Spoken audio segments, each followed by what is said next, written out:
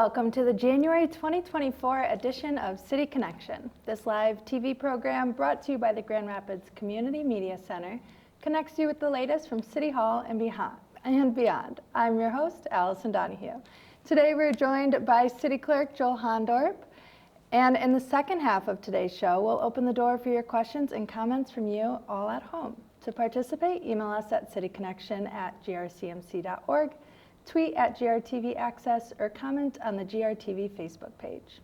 City Connection, a collaboration between the CMC, the City of GR, and the Rapidian, is live today, January 8, 2024, on Community Access TV Channel 24.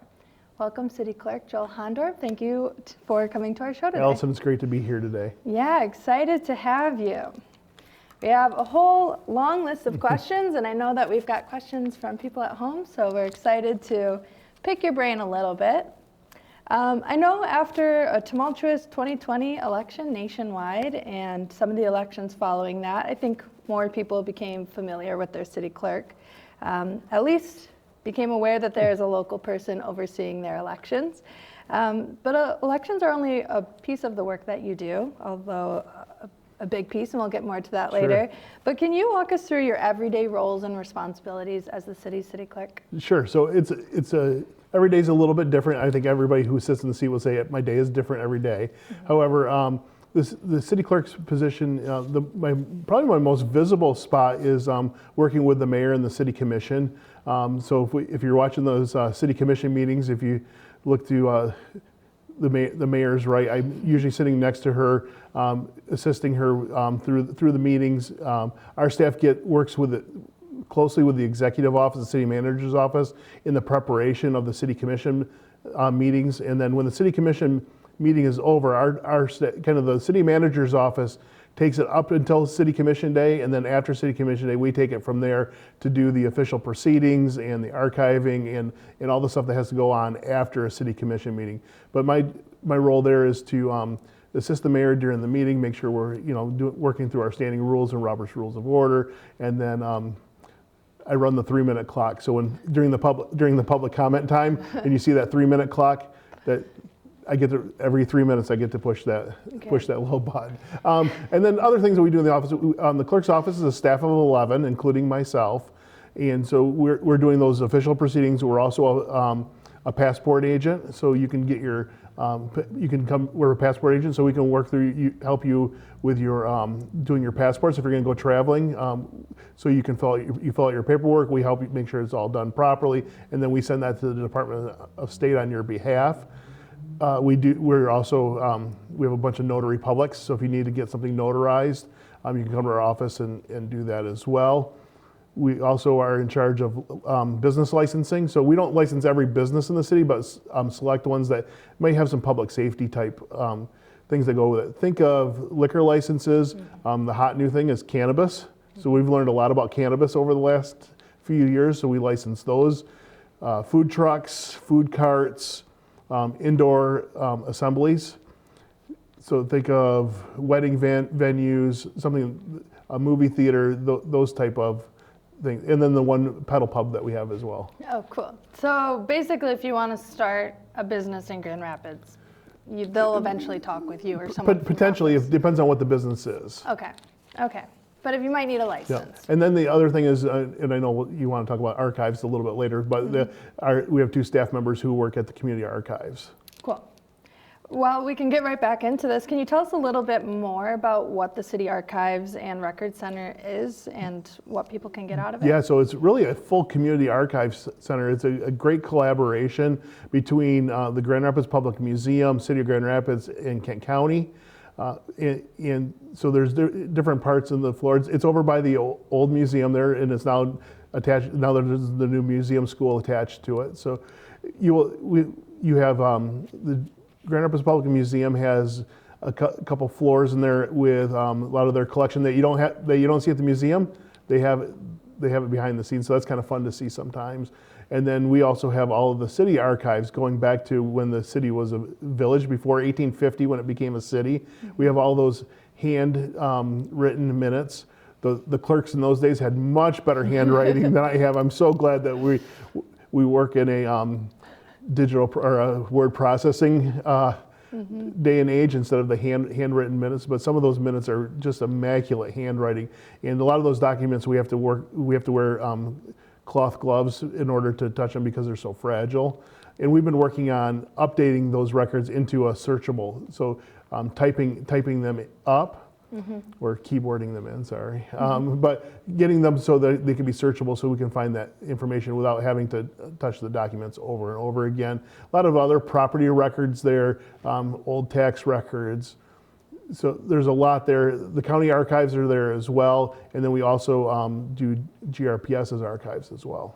So would that only be for public buildings? Like if I wanted to look up the history of my house in Heritage Hill, could I find it? No, we have those too. So we have being that your house is assessed a property value, so we have to the city assesses those properties, and so we have those old property cards too. As they change hands, and some of those Heritage Hill houses obviously went from a single family home into most of them are multi-family homes, and a lot of and then of course there's the building records before, when did the first floor get divided into 2 apartments, and when did the second floor become, and some of the history. So there's some amazing things when you look at some of these old property records of what they looked like when they were single family homes and then into what they are currently now. Very cool. I've always wanted to see what and some of them like. switch back too. Yeah. So can members of the public go into that CARC, is that yes, the CARC. The CARC. Yeah. Can members of the public just walk in, or is it appointment only? We like to do appointments because we want to make sure that we can provide you the best service. It always locked, but there's a push button there, and we have staff members there. But it works better on appointment, and our staff is really good at working with folks that are doing any research, if they're doing some family research, if they're doing some property research. Obviously, we do a lot with the Grand Rapids Historical Society. And we do in programs with them as well. Also on social media, you can follow the archives on social media. A lot of times it's kind of fun, the engagement. They'll say, we have this undated picture. When was this? And I'll tell you what, there are some like car people that are awesome. They're like, well, that's a 1952 Studebaker. Probably there's no Studebaker. I'm not a car guy, but there are car. And so they'll say, all right, car people, we don't know when this picture was taken. And then other people are like really into signs, and they're like, well, that was Woolworth's, 20th anniversary sign, and the Christmas trees are up, so we know it's between this. So it's amazing when we can take an undated picture, and the people that just like engage into this process. So we have obviously social media. We also have things where we're trying to put a lot of things online where you can search for things as well. And I think we're going to see more and more opportunities that we can put things online and people can search them themselves. One thing that I found really interesting about that, as a journalist who's often writing FOIA requests or Freedom of Information Act requests, sometimes I do just need historical records. Yep. If someone was looking to do a FOIA request public documents through that law, would you recommend that they see if there is any of those records already available in the Yeah, and there's a lot of things that are available in the public domain where you don't even need the FOIA, because like your property tax records, there's a lot of records. Now income tax is going to be a little bit different because that's a little more secure with Social Securities and different other things, but like property records that you can search on the city's website. There's a lot of things that you can find through our website, through Kent County's website, if you're looking up like some different property things and maybe like building permits and the like, even of like your neighbors or various others.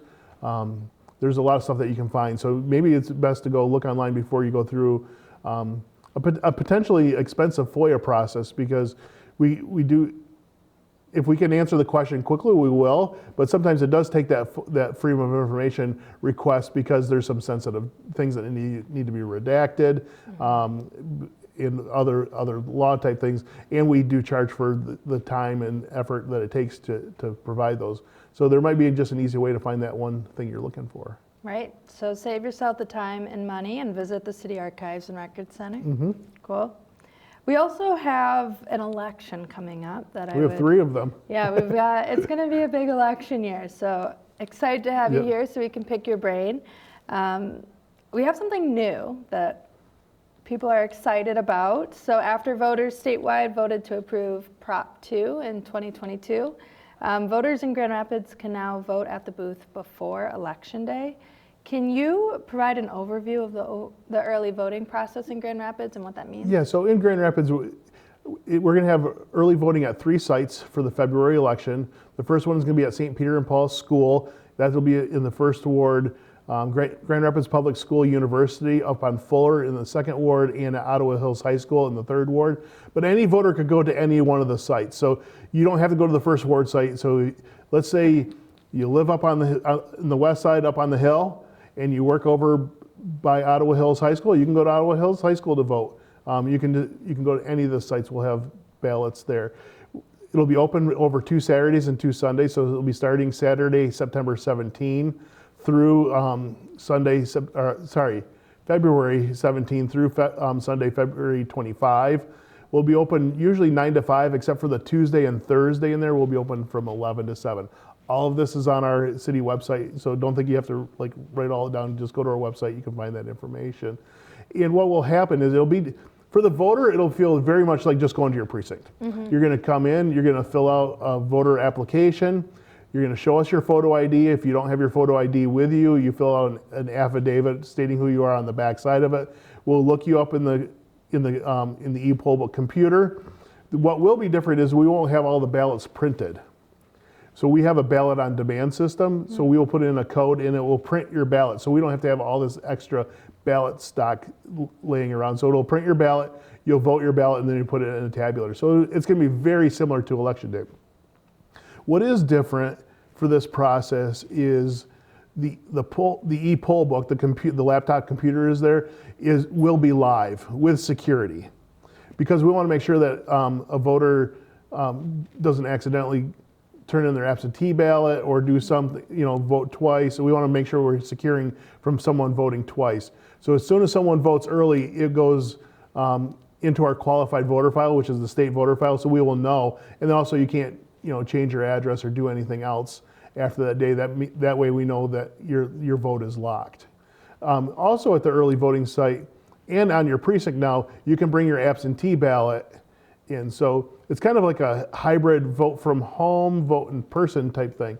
So if you're on our absentee ballot list and we mail you an absentee ballot and you want to take some time to work on it at home, then you can bring your absentee ballot to the early voting site or to the precinct. What will happen though is you're gonna have to fill out an application there because you're now switching from an absentee voter to an in-person voter. But then you go through the whole process and then you put your ballot to the table. At least you'll know if you marked it correctly. So the one unknown with absentee voting is, did I mark my ballot correct? Did I cross over an August primary? Did I vote for too many candidates? Did I do something wrong where I voted? This way you can go put it through a tabulator. The tabulator will tell you whether you voted correctly or not. Perfect. So those 3 locations that you mentioned earlier, can you tell us how those sites were decided as early voting locations? So we're trying to look for some other things. We're trying to find things that are convenient in each ward, and 2, that is easy for our staff to get to and manage if there's issues. So it's a little bit further out from downtown, but close enough that we can get there if there's an issue. We figured that in those corridors, there's ways to get through. It's also there's some other locations we're looking for. So trying to figure this is the trying to figure out how all the Venn diagram of finding the perfect site.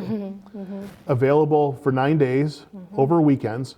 So churches are harder to we use a lot of churches for polling locations. Well, usually they have services on Saturday and Sunday. So St. Paul and Peter Church work or their school, because they don't have the school going there, but they have a gym. So it's available on the Saturdays and Sundays and the whole 9 days. And Ottawa Hills High School, and then we use a lot of schools for precincts. Well, schools have school. Well, Ottawa Hills High School isn't fully utilizing their whole space. So there's some spaces they may be using in the future, but right now their old cafeteria is not being used at all. And GRPS University doesn't have students. So there's a lot of good use that the city partners with GRPS a lot on a lot of things, but elections is one of them. So trying to find a location with ample parking, a large space, Wi-Fi, available for 9 days over weekends and during the week. it was really tough trying to figure out what these locations are. Yeah, I bet. We're going to add just to look ahead, we are adding a 4th location in November because we know we'll be busy, and we'll be at DeVos Place in Exhibit Hall B. So we're going to have a large location that we can use. Right downtown too. Right downtown, and so and plenty of parking. Again, so we just want to make sure we have that 4th location. Okay, great. Well, it is about time for our first break now. When we come back, we'll talk more with Joel Hondorp, the Grand Rapids City Clerk.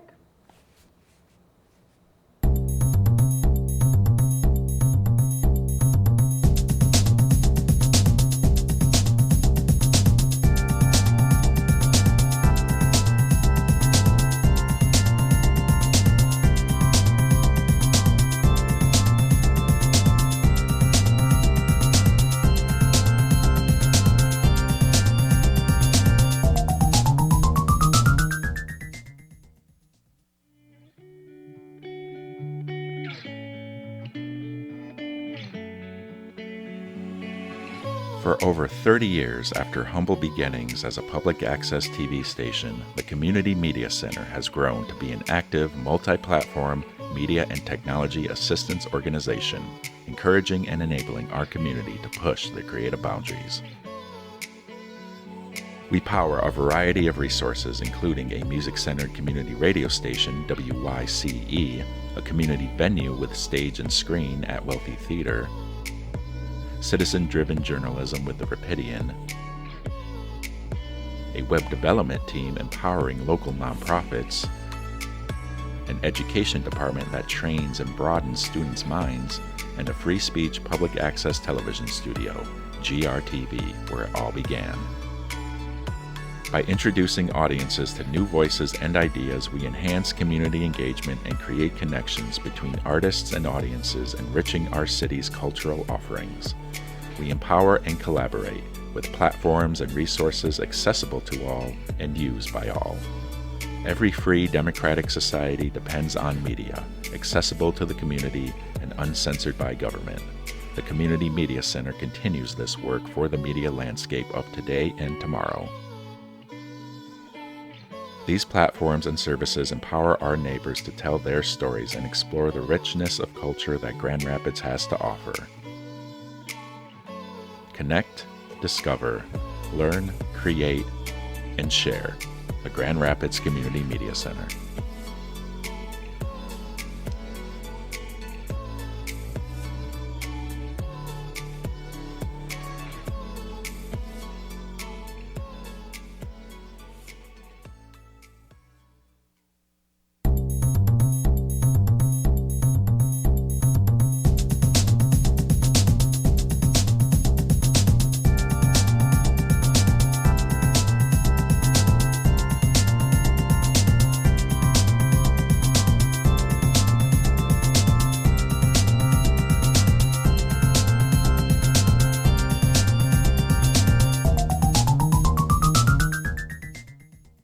Welcome back to City Connection. If you're just now tuning in, I'm Allison Donahue, and in this segment, I will be speaking with Joel Hondorp, the Grand Rapids City Clerk.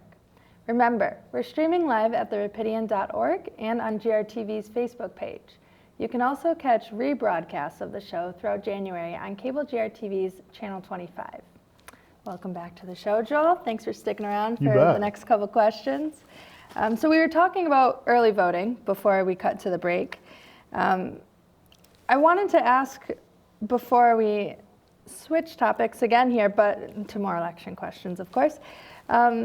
With early voting, are there specific groups or communities or demographics that tend to benefit more from early voting? Is it an accessibility reason that we're offering this year? Well, there's going to be a lot of opportunities for, we're just giving more convenience for voters. Mm-hmm. There's a lot of opportunities. When the voters passed Proposal 3 of 2018, going to no reason absentee, that really changed a lot of things, because before then you had to have a reason in order to vote absentee. And it's going to be the same thing with early voting. What is the convenience, or what was hindering you from able to get to the polling place. So when we had those reasons why, one of them wasn't, I work 12-hour shifts, so I'm not available to get to the precinct. It was I expect to be absent. Well, if I'm working a 12-hour shift in my community, well, then I really didn't, it was really tough. And so we saw, obviously a large increase in absentee voting after 2018. And I think the same thing is going to happen with early voting. We don't have any data here in Michigan yet to let us know what's going to happen. I've been talking to some county clerks around the country that trying to figure out, what their turnouts were, and it looks like it's about a 1/3, 1/3, 1/3. 1/3 voting early vote, 1/3 voting absentee, and 1/3 going to the polling location on election day. So there's a lot of different options there. So I'm not exactly sure what's going to happen yet with the data, but I think it's going to be if someone has time they want some time to be able to fill out the ballot, they don't feel rushed. They have all these different times to do it. Maybe out of town, travel for work over the week, but you want to actually put your ballot through a tabulator. I think that's going to be the demographic we're looking for those that vote absentee generally and trust the system. I mean, we do count every absentee ballot that gets returned to us. You can trust the system, but if you have some doubts or really want to make sure your ballot goes through a tabulator, now you have that option to actually see your ballot go through the tabulator. And I think that's going to be the demographic that this affects the most.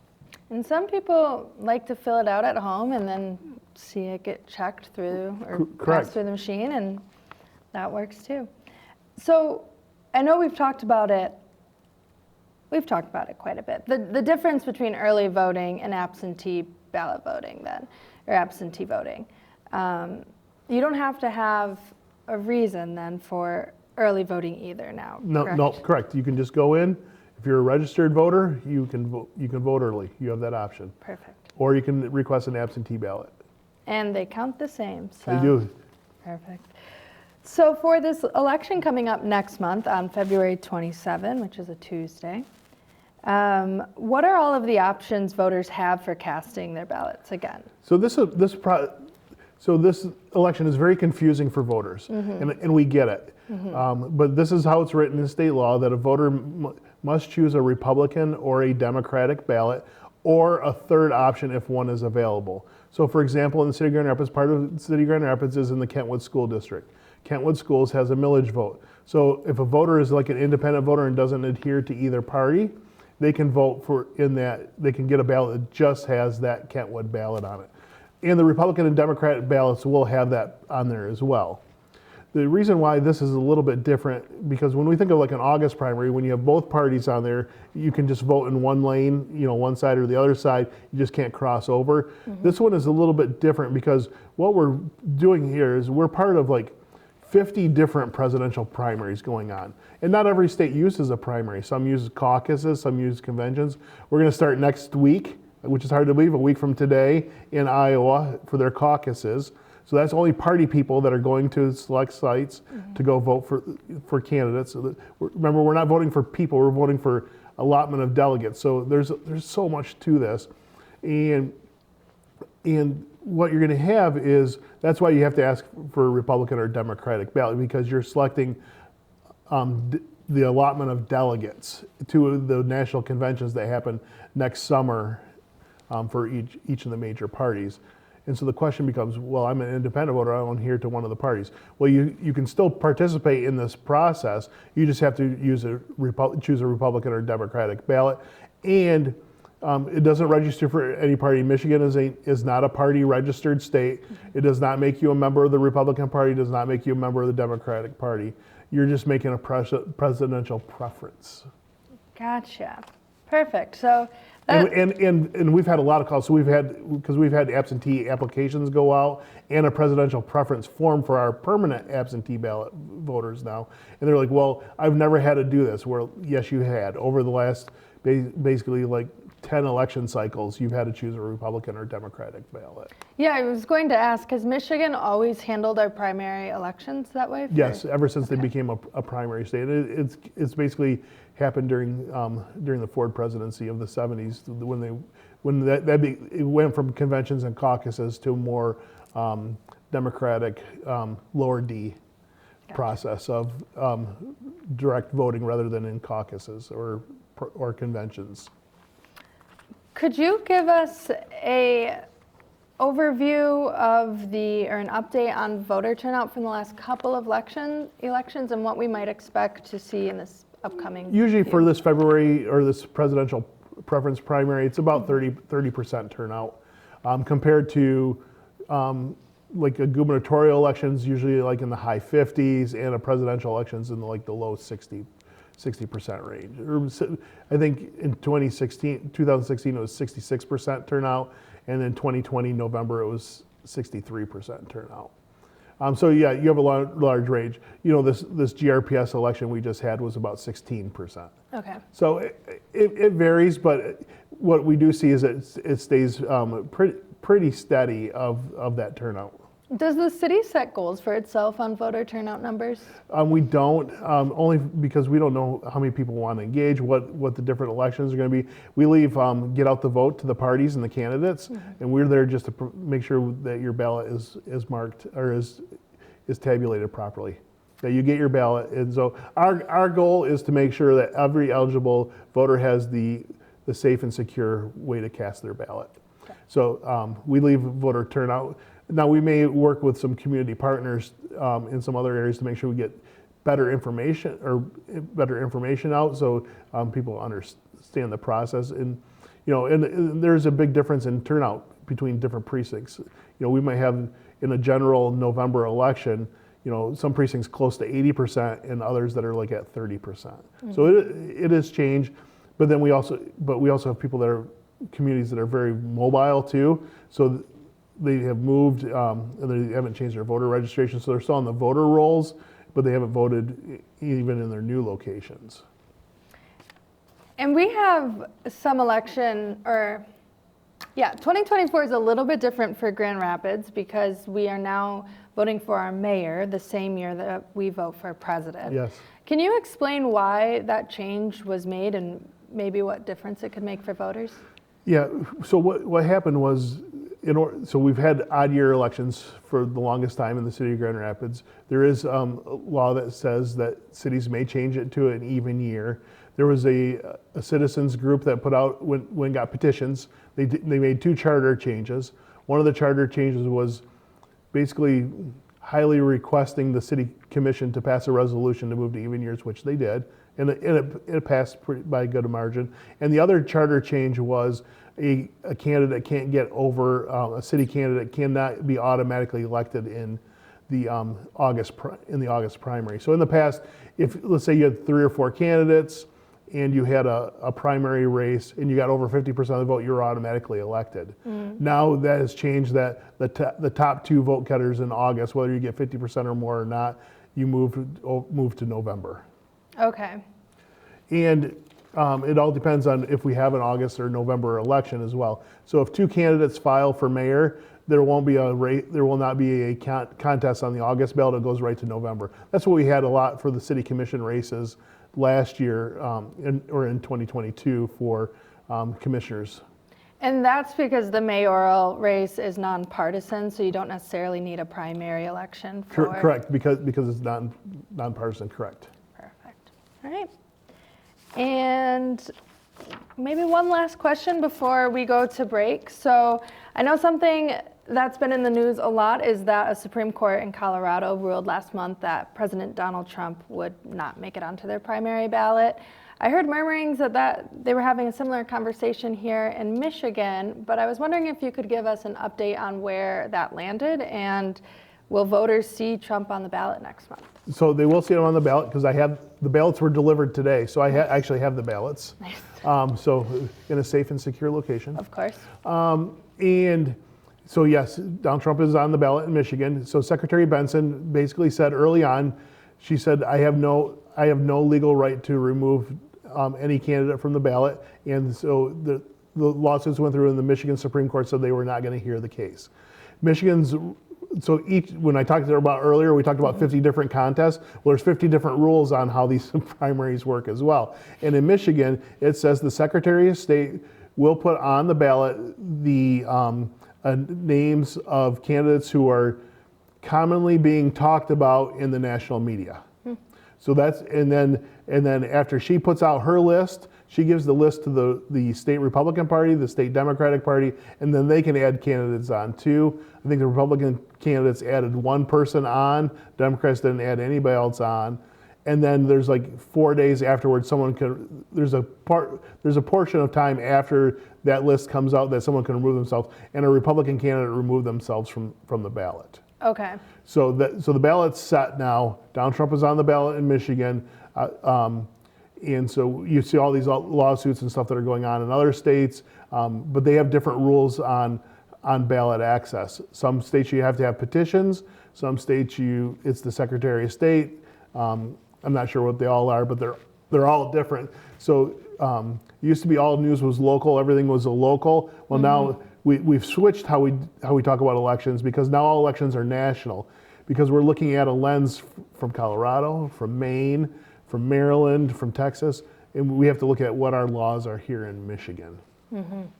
So going national to local now. Yes. Puts a lot of pressure on the local election officials, but you get the job done. That's right. So we're heading into our second break now, but when we come back, City Clerk Joel Hondorp will be taking questions from you.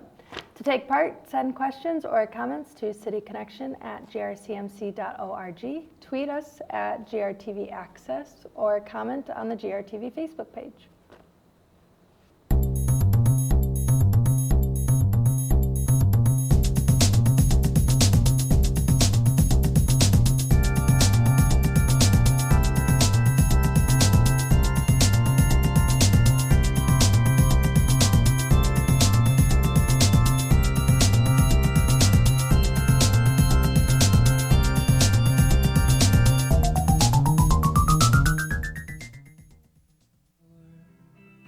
The Wealthy Theater is Grand Rapids' local movie theater and performance center.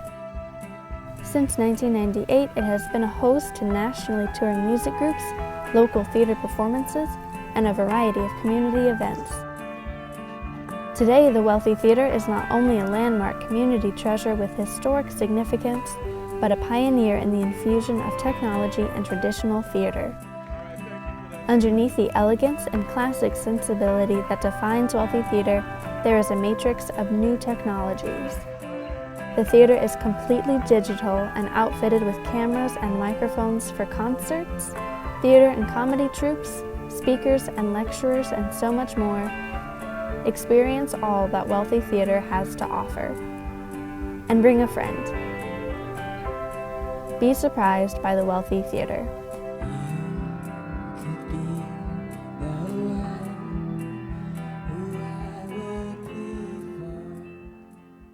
WYCE is a world of music. We aim to shine a light on underserved musical artists in a non-commercial format with no advertisements. Volunteers come in to create personalized music programming that broadcasts over the air at 88.1 FM to West Michigan and via the internet to listeners all over the world. These listeners sponsor our efforts, keeping WYCE independent and community-owned. Musicians use the station to broaden their audience and build support for their latest projects by submitting their music to be included in our broadcast and performing live in studio. Businesses find their customers through underwriting, nonprofits inform the community to their mission, and listeners stay informed about local events. We believe that music is a powerful force that creates quality relationships in our community, that speaks to our emotions, and provides the soundtrack to our lives.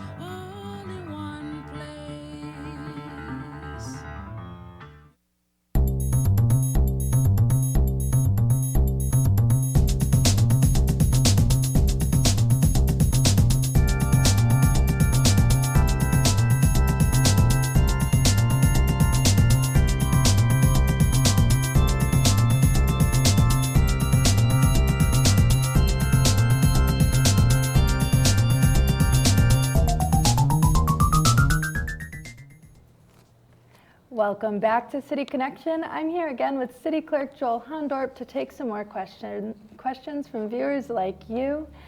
I also want to give you one last opportunity now to, if you have one piece of advice for voters at home, maybe it's their first time voting and they're feeling nervous, or they've done it a billion times and They just want to make sure they can The do rules it. have changed a billion times. That's So, also true. So go to michigan.gov/vote, michigan.gov/vote 3 times, michigan.gov/vote. You can see where your polling place is. You can see a sample ballot. You can apply for an absentee ballot. You can see where your absentee ballot, if we received your application, if we received your ballot. So all things you want to see, go to michigan.gov/vote. Perfect. So you can track your ballot just like you track your packages. Yep, Not the same place, that's right. but similar style. Okay, we have questions from the public now. This first question is from a viewer named Greg. Greg asks, what is the difference between the county and city clerk? So that's a good question. So the county clerk, we work very closely with the county clerk. The county clerk in Michigan does a lot of the vital records. So think of birth and death records, marriage licenses. They're also in Kent County they're in charge of the register of deeds. So all the when you buy and sell property, all those deeds are with them as well. But we work with them with elections as well because they do all the campaign finance, and they work with all the local municipalities as far as doing programming our equipment, and they actually are the ones who purchase the ballots. So it's a little bit different for every county, but that's the combination between Kent County and the city of Grand Rapids. Clerk Lyons and I work well. We work really closely with each other and work to make sure we do it well. And Michigan's a little different. We're a home rule state, so local clerks run all elections. Michigan, Wisconsin, and Northeast states are the only states that do that. Everywhere else in the county, all elections are run by county clerks. So it's a lot different here in Michigan and Wisconsin. That is interesting. So, okay, good to know. I wonder how that looks different in state by state. And the county, and it's a little different because the county clerk is elected partisan in a partisan race, whereas I'm appointed. But there are some elected city clerks out there too, like the Walker and Kentwood city are elected clerks, and so I'm an appointed clerk. And East Grand Rapids is hired by the city manager. So we all have our different ways of how we come into office. That's also interesting that isn't the same for each one. Laws are weird. Yep. This next question is from Tina. Tina asks, tells us, I will be turning 18 in August. Will I have time to register to vote before the November elections? Can I participate in the primary in February? You cannot participate in the primary. Depends on when you turn 18 in August. So we have an August 6th primary. I had to think of that for a minute. August 6th primary. So if you turn 18 before August 6th, you can vote in that primary. You can register to vote now. 16 and 17-year-olds can pre-register. You can register, and then your registration kind of sits in limbo until you turn 18, and automatically then your registration becomes active. Up until now, anybody who's 17 and a half can register to vote. So my daughter turns 18 on February 13. On August 13th, she went online and registered to vote. So you can register to vote now. When the law comes into effect, 16 and 17-year-olds can pre-register, but up until then, anybody 17 and a half can register to vote. You just can't vote until you're 18. So register to vote, 6 months before, and you'll be all set for election day in November. Perfect. And if you're pre-registering, do you do that online or? Yeah, you'll be able to do that online. You can do it at the Secretary of State's office. You can mail us a paper form. We'll get you into the system, and it will just kind of hold your record until you hit your 18th birthday. Good to know. This is a question from a viewer named Bo. Bo asks, my business has been growing over the past year, and I'm at a point where I need new staff to grow our capacity. Does the city offer grants or additional funding to help businesses grow? I'd love to minimize the loan I'll need from my bank.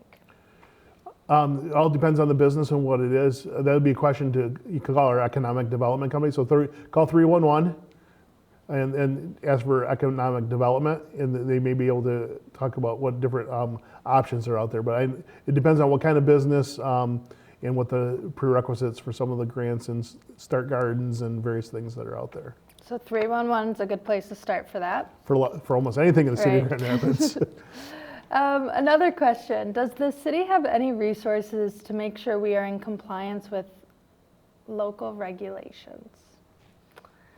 I don't know entirely what that question is asking, so, Oh, that was part of the question that I just asked about the small business.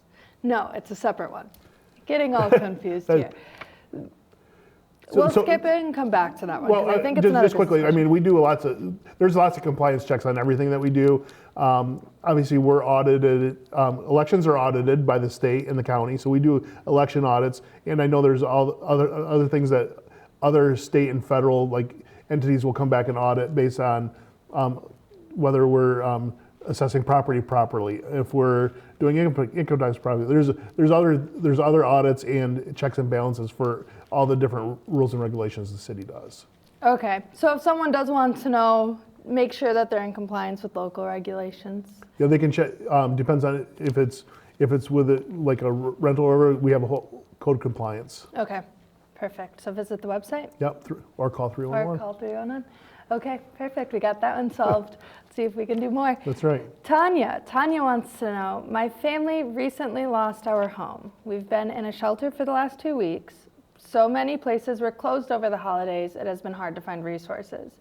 Does the city have some place to get information on resources in the city? Yeah, there's been a lot of work done with that. I mean, I hate to say 311 again, but that's going to be where to go. I know our HOT team, our homeless outreach team, has been working with folks that are unhoused at the moment, and there's other resources that are out there. We've got a lot of I hate to use a lot of acronyms, but we work for government. But ARPA funds from the federal government to work through a lot of things. So there's been a lot of resources out there, and I think the combination between the county and the city working together to provide those resources.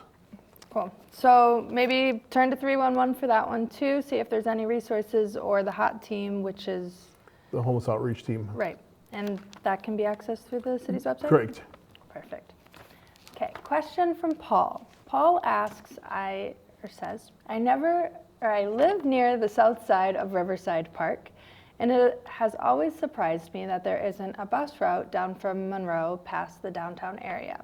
Are there any plans for the city to expand bus routes? So the city doesn't run the bus system.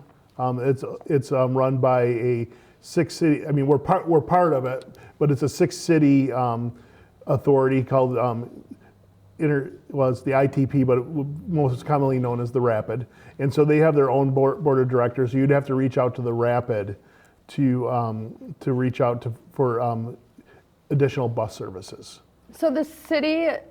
So you pay so city residents pay tax and have a millage to the Rapid, as does Walker, Kentwood, Wyoming, East Grand Rapids, and maybe somebody else. But they're basically the 6 cities, and the mayors also, I think, sit on the board of directors, and there's other community members that sit on that board of directors. Okay, but it's not like the city commission. Correct. It is not a city department or a city function. Make new routes. All right.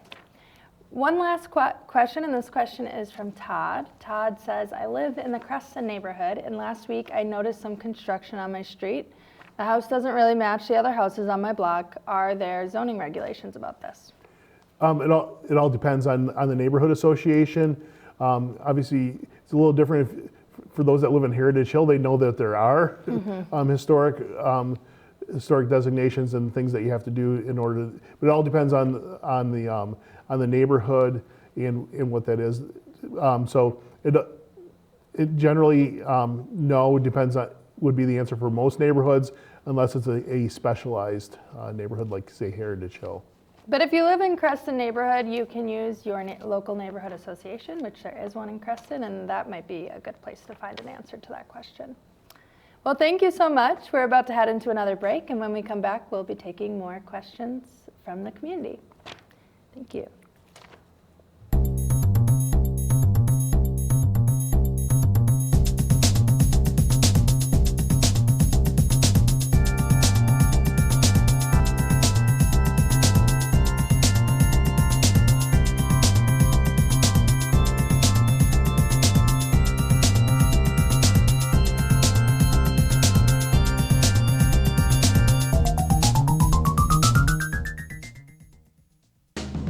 How do you build a strong local food economy?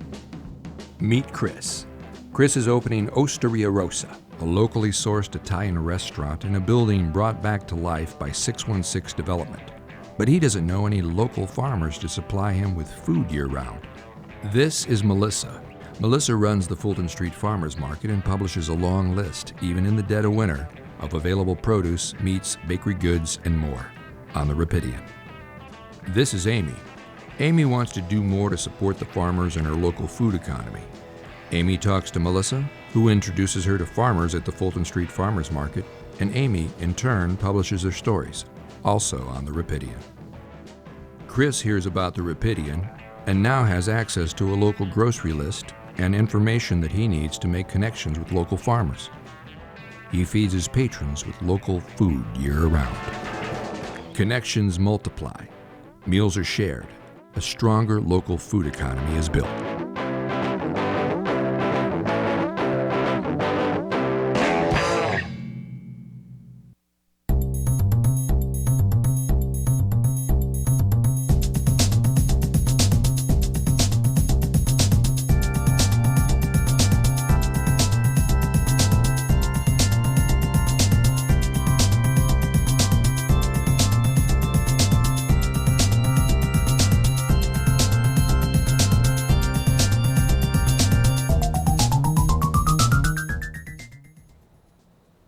And we're back. Here with us on City Connection is City Clerk Joel Hondorp, and we have more questions from viewers like you.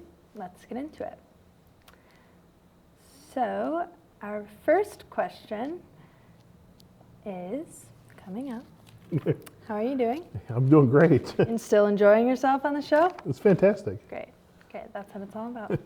Our first question is from Jillian. Jillian asks, I've been commuting to GR from Kalamazoo for a year now, and I'm hoping to move into Grand Rapids. My wife and I are looking at houses in different parts of the city, but are trying to figure out if there are different tax rates for different neighborhoods. Do you know if they differ, and where I can get more information? Not necessarily, probably not different tax rates, but every house is assessed its value. So probably depending on what the house value is in the neighborhood. So some neighborhoods are going to probably have higher values than others, and so that will be kind of looking at what is that price range. And so the multiplier won't be different. It's just what the house rate or what the house is assessed at, and that's what the property taxes would be. But you wouldn't have higher taxes based on your neighborhood. You might, although one thing, if you're like in the DDA, you may have some extra. There might be some extra there because you're in the DDA and they have different assessments. Can you break down what the DDA is? Sorry, the Downtown Development Authority. So yeah, if you're in that downtown area, so if you're looking at buying a condo or something that's in that downtown area, there may be some different assessments that somebody who's maybe in a traditional neighborhood might not have. Do you have a good place to point them for more information to figure that out?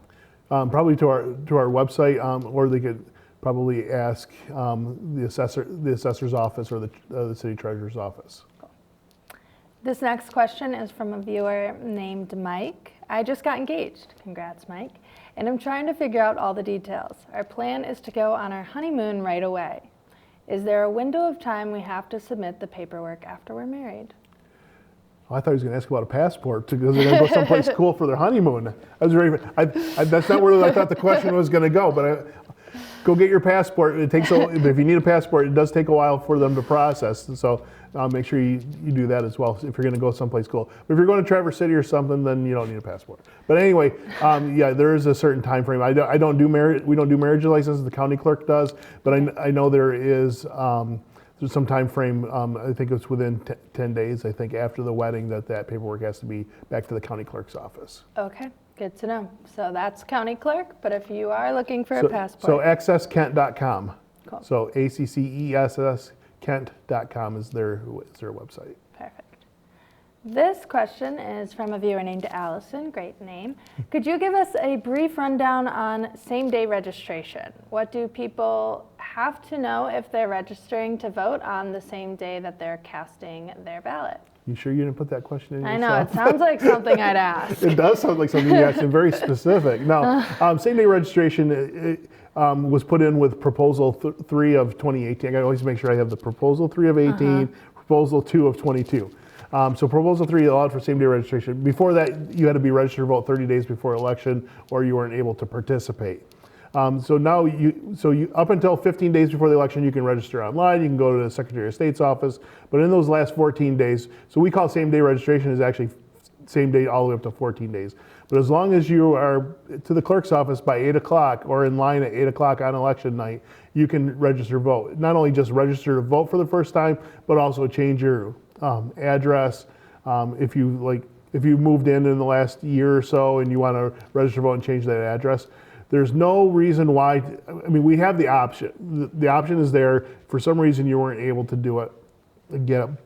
But we have so many different options now that you can register to vote. Please don't wait till the last minute. Go to michigan.gov/vote and tell your friends to go there as well. Check your voter registration. Let's say, for example, you're a Grand Valley student. You're studying in Grand Rapids. You've been here since the beginning of the school year. You got the 30 days, so you have that residency. You live here. Just go make sure where you're registered to vote. You want to maybe talk with your parents or your other things. It should not affect your financial aid. I'm not saying that it will or will not, but there are some different implications for different states and different things. So make sure you consult with a family member or something like what will it affect, but generally it doesn't. We've seen voters then register, a couple months back at their parents' address for a different election, because now they're back home and they've been there for 30 days, so they can register back at home. So. But go to michigan.gov/vote and then make sure that where you're registered to vote. Great. So don't wait. I know every election there's those news articles where just crazy lines at all the universities. Yeah, but what we found out is obviously voters have choices, and there's lots of choices to do that. Mm-hmm. No one was up. So we had our last voter about 10:30 at night. I think Ann Arbor was like 2 o'clock in the morning. Mm-hmm. No one was upset. I mean, we were upset because we were busy working and want to get these absentee ballots to the AV counting board. Mm-hmm. But the mood was great in lines, and I heard that from the East Lansing clerk and the Ann Arbor clerk as well. Everybody was supporting each other. The community was out supporting those in line. If you're in line by 8 o'clock, you have that option, and we'll do everything. And we're working on that plan for November, especially now that we have DeVos Place available. That will hopefully get us some more voting stations. Yeah. I know just that, especially at college campuses, they have longer lines just because students are trying to register at the same time. Our next question comes from a viewer named Elena. Elena asks, what qualifies for proof of residency? Say if someone doesn't have a driver's license. So proof of residency, the best one is going to be if you have a photo ID with that address on that photo ID. But if you don't have that, that's okay. You can have something, basically a check stub, a bill, some kind of utility bill, something, like a bill from your college, anything like that proves that you are a resident at that house. And you don't have to have it on paper. You can show us on the phone as well. Okay, good to know. I think we have more questions coming up here. And Elena really knew how to ask a good question. I know. Great question. Another question from a viewer. This one is from a viewer named Will. Can voters bring notes to the polls on ED? I'm guessing election day. Yeah, that's a great question. Yes, for sure. Just don't leave them in the poll. Just don't leave them in your booth, because we do go through and we check them to make sure that someone didn't write on the side of it vote for Joel or something. Some kind of note. So we check and make sure that someone doesn't leave any campaign paraphernalia there. So yeah, you can bring your notes. Please do. The last thing we want someone to do is make a mistake because they had everything written out what their plan was. We always like to say no before you go or plan your vote. And so that would be an example where you planned your vote. So yeah, please bring that notes. Just make sure you leave the notes with you. Kind of a side to that is we talk about campaigning in the polls sometimes. It's so you can't campaign in the polls. You can't wear campaign paraphernalia of that candidate if they're on the ballot. So can't wear red hats. Mm-hmm. For this election, or you can't say I'm with Biden, or anything that's pro a candidate. You can't wear it in the election or a party paraphernalia as well. And no one can hand out brochures outside. They got to be 100 feet away from the door. Okay. So that's part of that planning to vote too. So don't leave your campaign material like in the booth. Right. Our workers will go through and make sure that stuff isn't in there. But definitely bring notes if you planned ahead of time. That's right. That's the biggest thing. There's so many different ways to research things now. Yeah, and research your candidates too. It's good to make informed decisions when voting. Another vote is, can you explain surrender, or another question. Yeah. We're talking about one thing. That's right. Confusing me. Can you explain surrendering your absentee voter ballot? Yeah, so this isn't as much as a thing as it has been. So in the past, if you brought your absentee ballot to the polling place on election day, you had to surrender your ballot and we would give you a new one. Mm-hmm. And now you can vote that absentee ballot. So that's going to be a little bit different. Or you can surrender it. Let's say you say, I know I made a mistake. You can surrender it and get a new ballot. So you could always have done that before. Like, I know I made a mistake on this absentee ballot. I can surrender. Or the mail is not perfect. Mm-hmm. So you might not have got your ballot in the mail, or you might have got lost. Or the dog, we say the dog ate my homework. Well, the dog might have ate your ballot. You should see some of the ballots that we get back sometimes with coffee stains and spaghetti stains and various other things. So we work through to like have a Republican and Democrat sit down together at the AV counting board and duplicate those ballots, because a spaghetti stained ballot is not going through one of our tabulators. That's true. So, but you can, so if you messed up the ballot, that's surrendering the ballot. So you surrender it, you get a new one. But now with these new laws, you can put it through a tabulator yourself. Okay, perfect. And one more question before the end of our show, I believe. This question asks, the mayoral race is nonpartisan. Can you tell us why that is, and does that mean partisan politics won't seep into local elections like the mayoral race? So we have a city charter.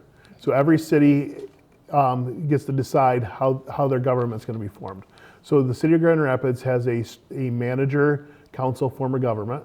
And so we have a mayor who is the chair of the commission and votes just like a commissioner. So the mayor is elected citywide.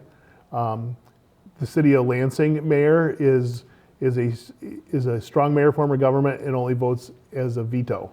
So every city charter is written different how we have, but our form of government is a manager. So the city manager runs the day-to-day operations of the city, and the mayor and the commission set the policies and do the approvals of everything that we do otherwise. And so that's how we have our government set up. So and they set it up as a nonpartisan. Some cities have partisan races. We have 1,240 townships in the state of Michigan. They're all elected partisan, and it says they will have a supervisor, a clerk, a treasurer, and either 2 or 4 trustees. So but the home rule city allows cities to decide how they're going to form their government. Perfect. And ours decided on nonpartisan. And we decided to have 2 city commissioners per ward as well. Mm-hmm. And some places have 1 commissioner per ward and have multiple wards. So there's different ways to do it, but that's how Grand Rapids does it. Perfect. Well, thank you so much for taking my questions and the viewers' questions. It has been very helpful getting us ready for a big election year where we will, I'm sure, be hearing about elections nonstop for the next year. Right, and so michigan.gov/vote. And there you go. One last push for it. Well, that is all the time we have today. Thank you to our guests again for coming and answering our questions. And thank you to all of you at home for tuning in and sending in your questions. See you next month.